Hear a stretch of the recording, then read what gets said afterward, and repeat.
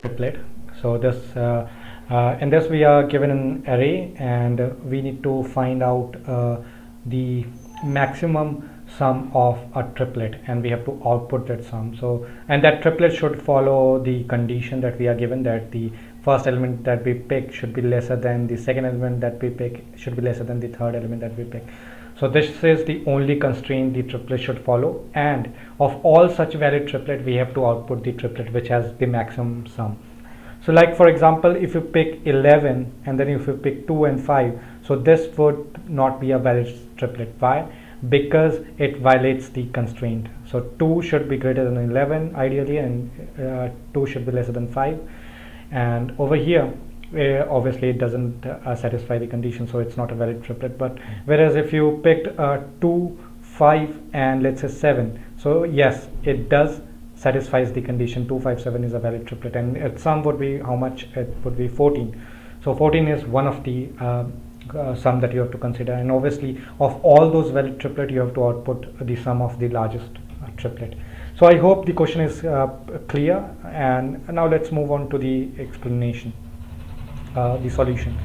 Okay, so one of the approach is obviously to go brute force, and it would take O of n cube. I have explained it in my earlier video in detail, and obviously we have to pick the first element, and then for the first element then we have to pick the second element, we have to use another for loop, and for the third element we can use another for loop, and it becomes O of n cube. And then we check if all the elements that we have picked, the 3 element, does it satisfy the condition. If it does, then we put it into our sum and we return the maximum sum. Okay, so this is the brute force that I'm not going to discuss over here. So we are going to do slightly better, and in this problem this can be solved using binary search algorithm, but in this tutorial we are not going to do binary search. We are going to keep it very simple. Trust me, we are going to keep it very simple, so just follow. Okay, so what we are going to do is, first thing is that we need to maintain an array which contains rightmost element. Like for 11, the rightmost element will be how much? 9. It will be 9. For 2 again it will be 9. For 5 again it will be 9. For 3 again it will be 9. For 9 it will be 7. For 4 it will be 7.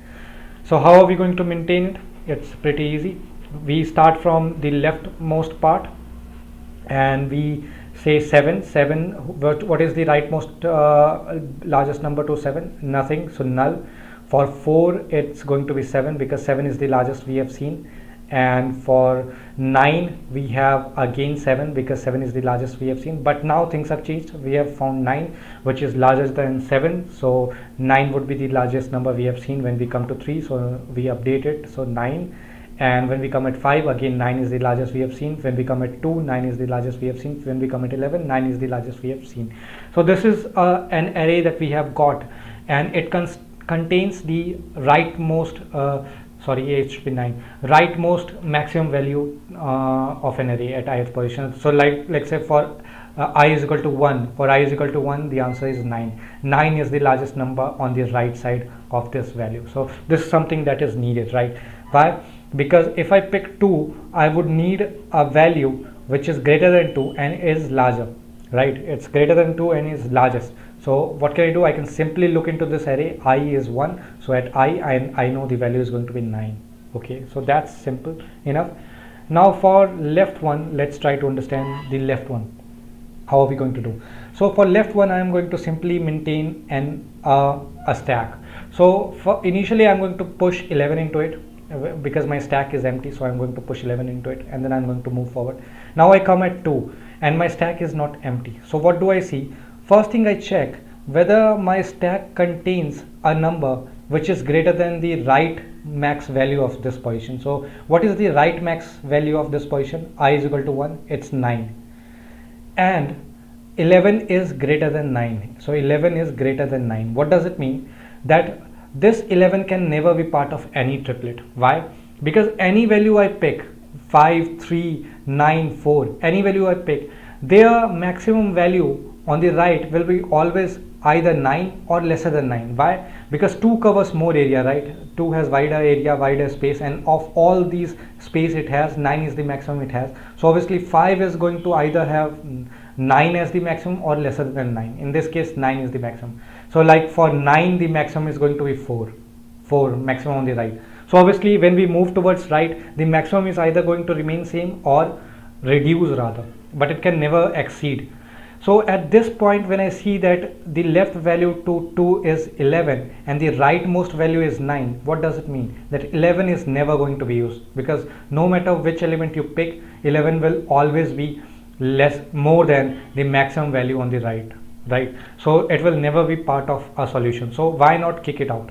So whenever we find such situation, we'll just pop the element. So when you find the array on your left contains an element which is slightly more than the your right max value, so what do? You pop it out, because it's of no use. Okay, so I pop it out, and what do? I place 2 into it array. Then what do I check? I come at 5, and again I check whether 5, then I check that my left has something. Yes, it has 2. So now my left has 2, so I can use it. And why I can use it? Because it's smaller than 5, so I can use it. And when I'm using it, what can I do? That I use it, and I take the rightmost value of 5, which is 9. Right max is 9 over here. So the sum comes out to be how much? 16. Okay, the sum comes out to be 16. Now what do? I discard this. 2. Why? Because I have already used this 2, so I'm going to discard it. So don't you think that rather we should have kept it? What if we find some larger value than 5 at some point, and let's say I find 6, then I could have used 2 with it and 9, and then I would have got 17. Then why did I discard this? Why? Because even if I get a larger value than 5, then 5 would be rather suited option, because 5 we have already crossed this value. So rather than doing it with 2, we'll always do it with the bigger number 5, right? So once you use a pair in a triplet while calculating a sum, you don't need it. Why? Because even if you get a larger value, then the value which you are calculating with, that can be used rather than this. So this is important point. You can pause and again think over it, that why we are not using this 2, why we can discard this 2. Why? Because as I said, that even if I happen to get 9 over here, let's say I find 9 over here, then also, and even if the right max value remains the same, right max value will always remain the same or lesser. In that case also will not need this. Whichever we have used will not need this, because the next value which I have will always be greater, right? So I'll rather use the greater value. Okay, so once we use it, we can pop it. Okay, so let me show it to you again. I hope that was clear.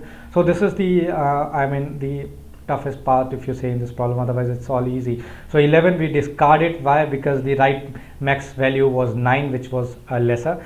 We keep 2, but when 5 comes, we discard it. Why? Because we use it. We take 2 plus 5 and plus 2 plus 5 plus 9, and so it is discarded. We have used it, so we discard it, and we calculated sum and we store it.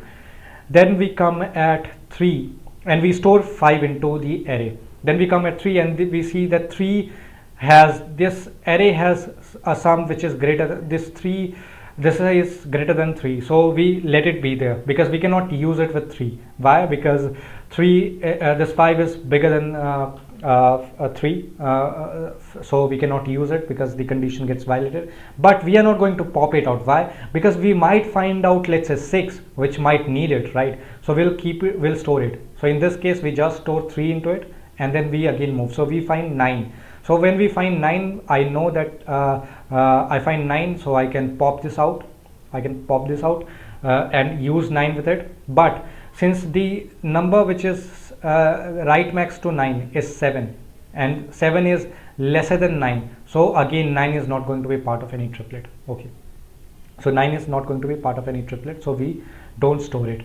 Then we come with 4, and we see that 4 is there, and we see that 3 is there. 3 was not popped out, so we calculate 3, 4, and the largest value to 4 is 7, right max. So we calculate 3 plus 4 plus 7 value, and then we pop out 3. Then we go at 5, and since 5 is larger than 4, so we don't do anything, and we again put it inside the stack. So what do? We put it inside this X, so it gets 11, 5 and 4.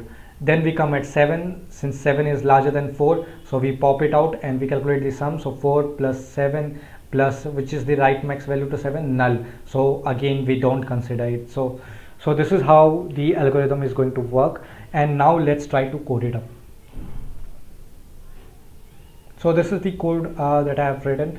So first of all, we calculate the rightmost value, and then we use the for loop, and we have a left subarray which is empty at the end. So if left is empty, then we simply append the element to it, and if left is present, then we check if left of I, the last element in the stack, is it greater than the right max value of the ith position. If it is, then we pop this out. Why? Because we are never going to use it.